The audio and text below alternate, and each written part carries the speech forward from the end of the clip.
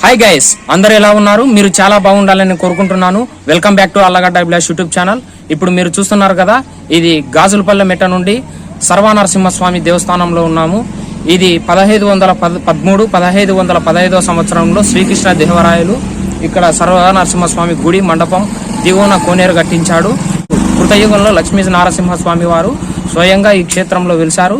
ఒక గుహలో మీకు చూపిస్తాను. ఈ వీడియోలో మీకు వెళ్దాం అక్కడికి.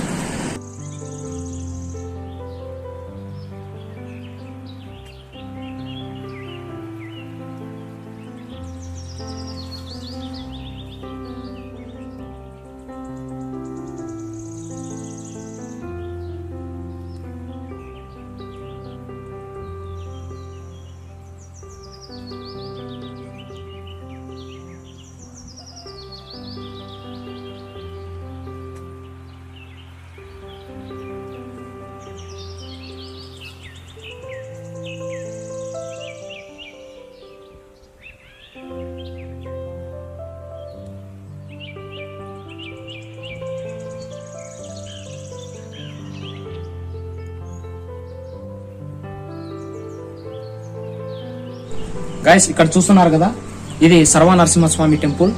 నంద్యాల నుండి గిద్దలూరు పోవు మార్గంలో ఈ సర్వనరసింహస్వామి టెంపుల్ ఉందండి. చాలా పవిత్రమైన పుణ్యక్షేత్రం. గుహలో ఉన్న స్వామివారిని శ్రీకృష్ణ దేవరాయలు సందర్శించి ఇక్కడ 1513-1515 సంవత్సరంలో ఇక్కడ స్వామివారికి మండపం దిగువన కోనేరును కూడా కట్టించారు. ఆ కోనేరును కూడా మీకు వీడియోలో చూపిస్తాను. ఈ క్షేత్రపాలకుడు వచ్చేసి ఆంజనేయ స్వామి. ఇక్కడ క్షేత్ర విశిష్టత ఏంటంటే, కొంతమంది ఈ నదిలో వజ్రాలు దొరుకుతాయని చాలా మంది చెప్తూ ఉంటారు. అది ఎంతవరకు వాస్తవం, వజ్రాలు దొరుకుతాయా లేదా, అది ఉత్తదా నిజం అనేది మీకు ఈ వీడియోలో పూర్తిగా క్లారిటీగా చెప్తాను. ఇప్పుడు స్వామివారిని పైకి వెళ్ళి దర్శించుకొని ఈ క్షేత్రం యొక్క విశిష్టత గురించి మీకు ఈ వీడియోలో చూపిస్తాను. వెళ్దాం ఇప్పుడు ఆ క్షేత్రం దగ్గరికి.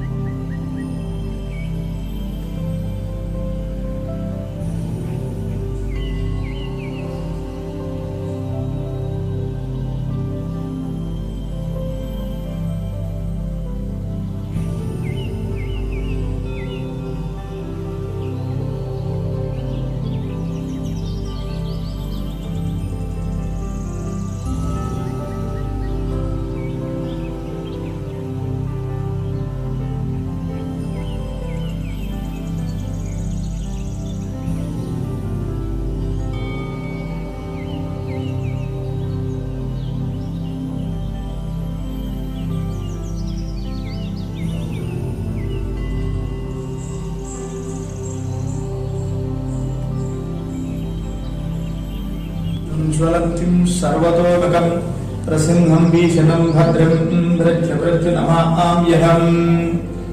ॐ ध्यानघोरासक्तशोणकर्चिलसद्बहुसंसुष्टां केशः शङ्खं चक्रं दोर्भां ददादनलसमज्योतिष्य भग्नदैत्यं ज्वालमाना परितं रविशनिदहनतीक्षणो दीप्तयुक्तं स्त्रोग्रं दूतकेशः वदनमपि वहन् पादौ सिंहाम्।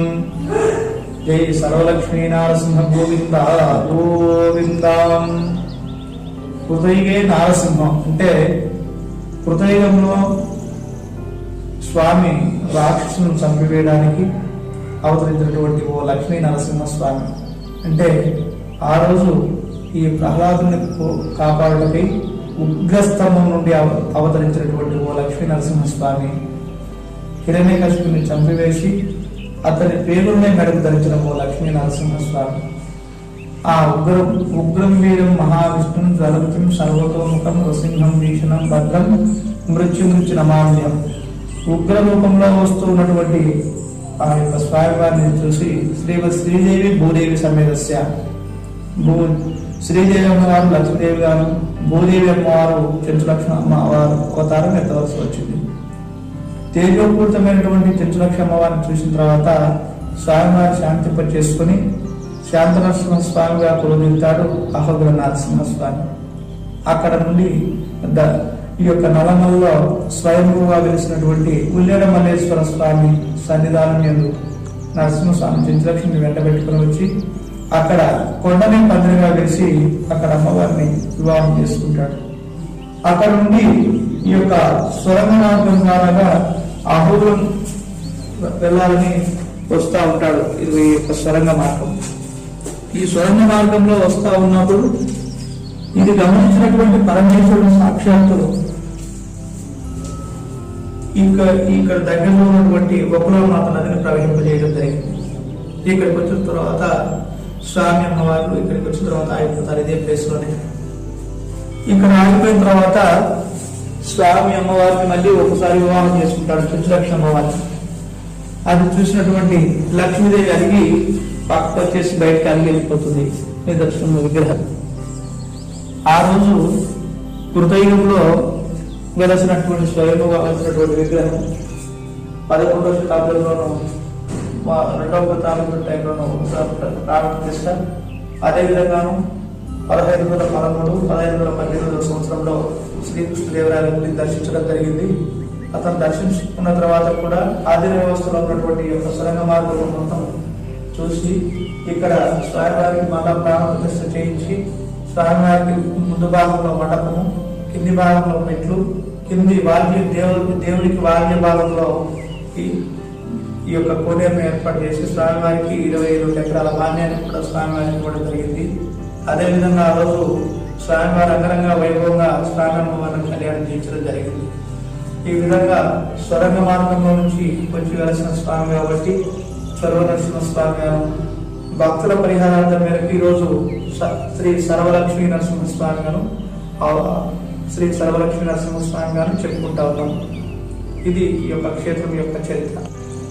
ఈ యొక్క దేవస్థానం యందు వజ్రాలు అవి ఇవి దొరుకుతాయని చెప్పేసి చాలా మంది వస్తా ఉన్నారు.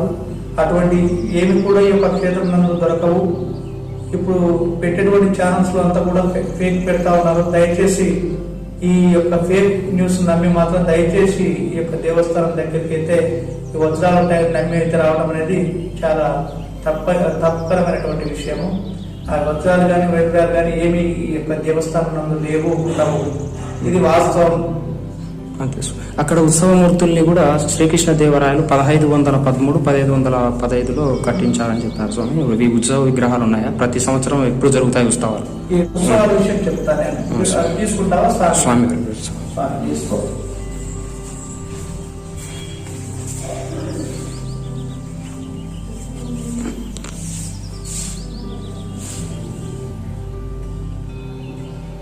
ఈ యొక్క ఉత్సవమూర్తులు మనకు ప్రతి సంవత్సరము ఉత్తరాయణంలో వచ్చే ఉత్తర సంక్రమణం సంక్రాంతి పండుగ రోజున ఈ యొక్క లక్ష్మీ నరసింహస్వామి ఉత్సవమూర్తులు ఉత్సవం చేసుకొని దగ్గరలో ఉన్నటువంటి శ్రీ కాశీనాయన ఆశ్రమం సమీపం దగ్గర వెళ్ళి ఆనవాయితీగా అక్కడ భక్తులందరూ పాల్గొని అక్కడ పూజలు చేసుకున్న తర్వాత ప్రతి సంవత్సరం కూడా ఆనవాయితీగా ఈ యొక్క పాల్గొనే కార్యక్రమం నిర్వహిస్తాము. స్వామి, ఇంకొక విషయం ఏంటంటే ఇక్కడ ఉల్లేడ మహేశ్వర స్వామి దేవస్థానానికి స్వరంగ మార్గం ఉంది స్వామి. ఎట్లా? ఈ యొక్క మనకు కనిపించేటువంటి ఈ యొక్క స్వరంగ మార్గము 9 నవనరసింహ క్షేత్రాలకు దారి. ఇక్కడ నుండి ఉల్లేడ మల్లేశ్వర స్వామికి మరియు అక్కడ నుంచి 9 నవనరసింహ క్షేత్రాలకు దారి స్వరంగ మార్గం ఇది. అంటే కృతయుగంలో సాక్షాత్తు చతురక్ష వెంట పెట్టుకుని వచ్చినటువంటి స్వరంగ మార్గం ఇప్పటి వరకు కూడా అలాగే ఉంది. ఈ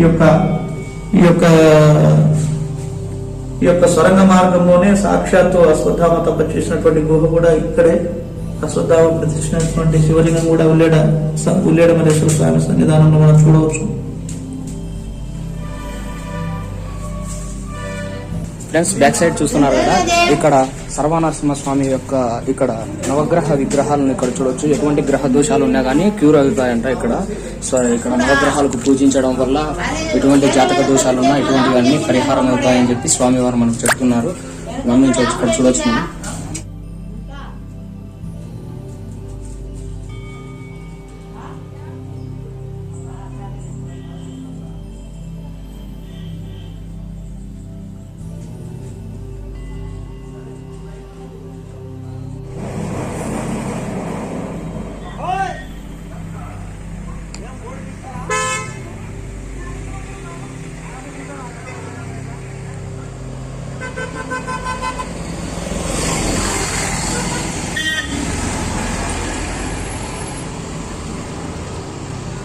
ఇక్కడ లారీ డ్రైవర్లు అందుకు ఆపి ఎందుకు స్వామిని దర్శనం చేసుకుంటారు? మామూలుగా టెంకాయ కొట్టిపోతారు, ఏదైనా ఆపద జరగకూడదని.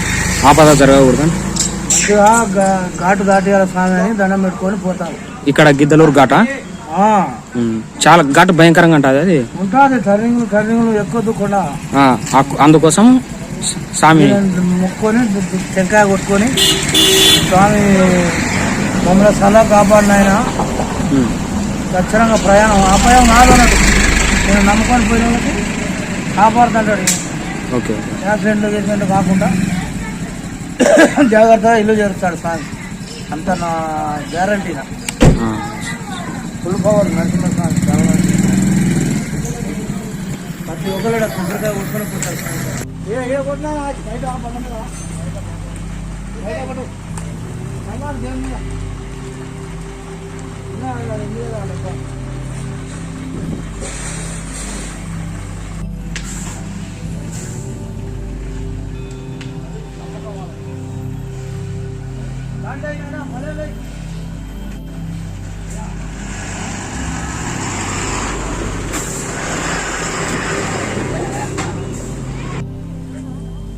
ఫ్రెండ్స్ బ్యాక్ సైడ్ చూస్తున్నారు కదా, ఇదే సర్వ వంక అంటారు.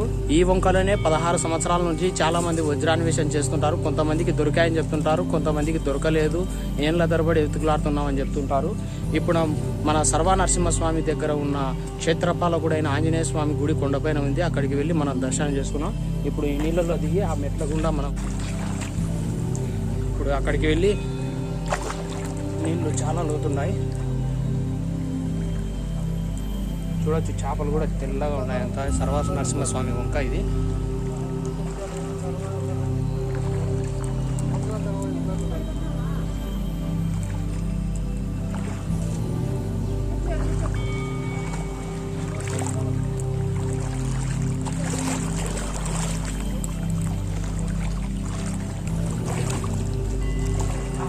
వచ్చేసినాం పైకి.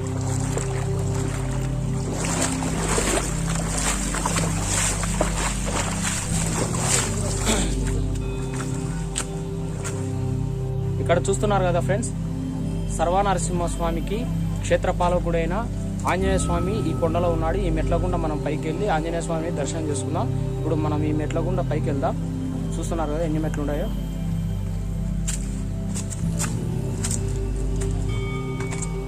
ఫ్రెండ్స్ ఈ మెట్లకు ఒక విశిష్టత ఉంది ఫ్రెండ్స్. ఏంటంటే శ్రీకృష్ణ దేవరాయలు నిర్మించిన మెట్లు ఇది. పూర్వకాలంలో ఈ రాళ్లతో కట్టించారు. కాలక్రమంలో పాడుపడకుండా కొంతమంది భక్తులు ఏం చేశారంటే సిమెంటుతో పేపించారు. అయితే పూర్వంలో ఒక స్టోరీ చెప్తుండేవారు పెద్దలు. ఈ మెట్ల దగ్గర ఒక దేవతా సర్పము చుట్టుకొని నాగమణి మధ్యలో పెట్టుకొని చనిపోయిందంట ఫ్రెండ్స్. ఇక్కడ దగ్గరలో పల్లెటూరులో గాజులపల్లి అని ఒక పల్లెటూరు ఉంది ఫ్రెండ్స్. ఆ పల్లెటూరులో ఒక పశువుల కాపరి ఇక్కడికి వచ్చినాడు. ఆ నాగమణి అతనికి దొరికిందని చెప్పి ఒక కథ చెప్తూ ఉండేవాళ్ళు. అది ఎంతవరకు వాస్తవమో, ఎంతవరకు నిజమో, ఎంతవరకు అబద్ధమో మనకైతే తెలియదు. మామూలుగా అయితే ఇలాంటి రాతి బండలు మెట్లలాగా ఉండేటివి. శ్రీకృష్ణ దేవరాయలు కట్టించిన మెట్లు అంటారు. ఇక్కడ చూడొచ్చు మీరు. అక్కడ చూడొచ్చు అంతా రాళ్ళు, చాలా పురాతనమైన రాళ్ళు ఇది. ఇంకా పెద్ద రాళ్ళతో అప్పుడు గుడి నిర్మాణం చేపట్టారు. చూస్తున్నాం కదా అక్కడ కనిపిస్తున్నాయి పెద్ద రాళ్ళు దగ్గర.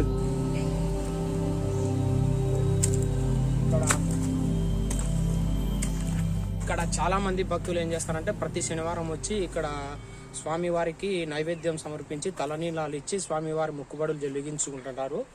మనం ఇప్పుడు వెళ్దాం లోపలికి. చూడచ్చు అంతా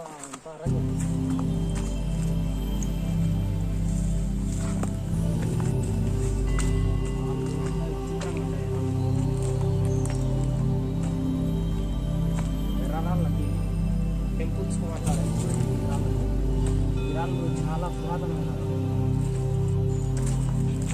ఈ మెట్ల కిందనే మనం గుడి దగ్గర కోనేరు కూడా చూడొచ్చు. మీకు చూపిస్తాను ఈ వీడియోలో లాస్ట్లో.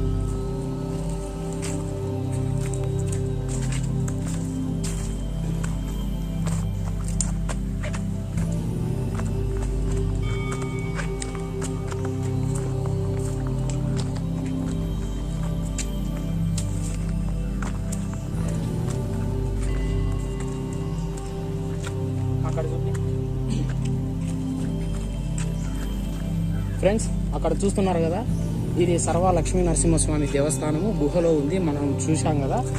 ఏంటంటే ఈ సర్వ వంక ప్రవహించడం వల్ల పెద్ద ఎత్తున ఆ నిర్మాణం అంతా కిందికి పడిపోయింది. ఇక్కడ చూడొచ్చు మనం.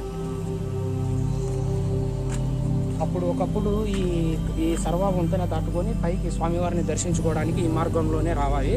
కాలక్రమంలో ఏం జరిగిందంటే అవధూత కాశిరెడ్డి నాయన, విభూతి నాయన అని కూడా పిలుస్తారు. కాశిరెడ్డి నాయనను ఆయనే ఆ బ్రిడ్జి నిర్మాణాన్ని చేపట్టి ఈ సర్వనరసింహస్వామి దర్శనానికి ఆయనే సహాయం చేశాడు. ఆ బ్రిడ్జి నిర్మించింది అతనే.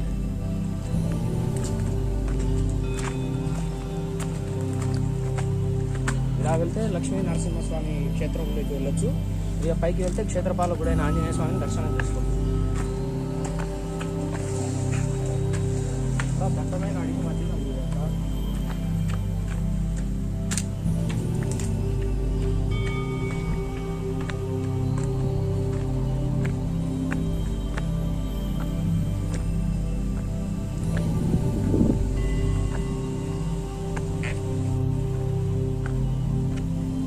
చూస్తున్నారు కదా ఫ్రెండ్స్, ఇదంతా గిద్దలూరు కొండలు.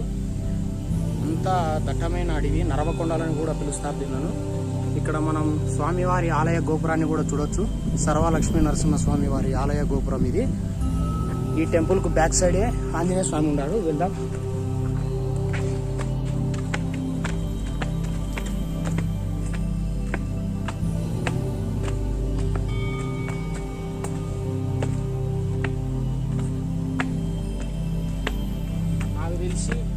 నాకు తెలిసి చాలా మంది ఇక్కడికి స్వామివారి కోసం అంటే ఎక్కువగా వజ్రాల కోసమే వస్తారు.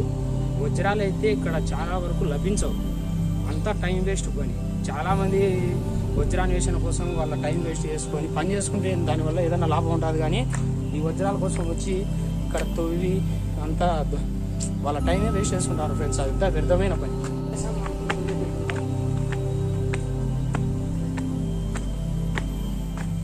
అక్కడ చూడొచ్చు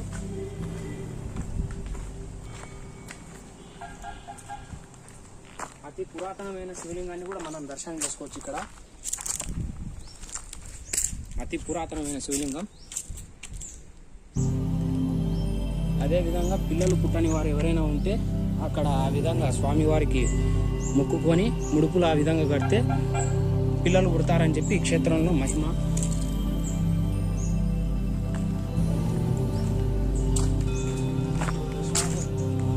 చివరకు ఆంజనేయ స్వామి గురించి చేరుకున్నాం. రోజు కదా హనుమాన్ చాలీసా ఉంది ఇక్కడ. ఫ్రెండ్స్, అక్కడ చూస్తున్నారు కదా, ఇదే ఆంజనేయ స్వామి టెంపుల్. లాక్ చేసి ఉన్నారు. మనం కొంచెం లేట్ వచ్చాము దర్శనం చేసుకోవడానికి. అంత పురాతనమైన విగ్రహం అండి ఇది. ఈ క్షేత్రపాలకుడు వచ్చేసి ఆంజనేయ స్వామి.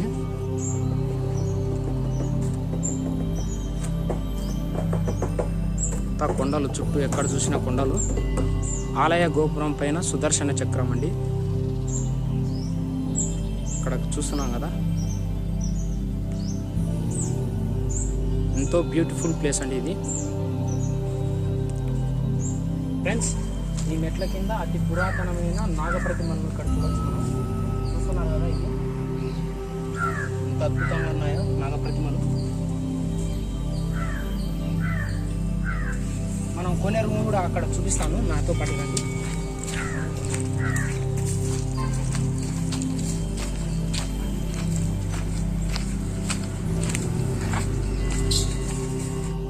ఫ్రెండ్స్ చూస్తున్నారు కదా, ఇదే శ్రీకృష్ణ దేవరాయలు వారు సర్వనరసింహస్వామి వారికి ఇక్కడ మెట్ల కింద కట్టించినటువంటి ఒక కోనేరు, అద్భుతమైన కోనేరు ఈ చెట్ల మధ్యలో ఉంది.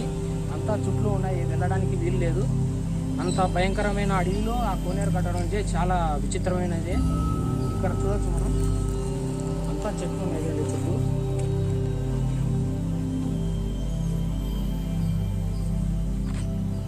ఫ్రెండ్స్ ఇక్కడ చూస్తున్నారు కదా, శ్రీకృష్ణ దేవరాయలు సర్వనరసింహస్వామి వారికి ఇక్కడ కింద కోనేరు కట్టించాడు. ఆ కోనేరును మనం ఇక్కడ చూస్తున్నాం. అంతా పాడుబడిపోయింది, చుట్టూ చెట్లు మొలిచాయి. అక్కడ మాత్రం కొన్ని నీళ్లు మాత్రమే ఉన్నాయి, చూస్తున్నాం కదా అది. ఫ్రెండ్స్ ఇక్కడికి వచ్చే భక్తులు ఎవరైనా సరే సర్వలక్ష్మీ నరసింహస్వామి వారిని దర్శనం చేసుకోవడానికి మాత్రమే రండి. వజ్రాలు దొరుకుతాయని చెప్పేసి రావద్దు. వాళ్ళ మీ టైం వేస్ట్ అంతే. అది అదృష్టం ఉంటే అది దేవుడు ఏదో ఒక విధంగా ఇస్తాడు, అంతేగాని మనం వజ్రాల కోసము పురాతనమైన మన సంప్రదాయాలను ధ్వంసం చేసి మనం కాపాడుకోవాలి మన హిందువులమైనందుకు. దయచేసి మీరు అటువంటి పనులు చేయొద్దు. వజ్రాలు అదృష్టాన్ని బట్టి దొరుకుతాయి, అంతేగాని ఇష్టం వచ్చినట్టు ఎక్కడ పడితే అక్కడ సర్వనరసింహస్వామి కొండలో దొరుకుతాయని చెప్పే వాళ్ళ మాట అస్సలు నమ్మి రావద్దు. ఇదంతా ఫేక్ అండి. దయచేసి నా మాట వినండి.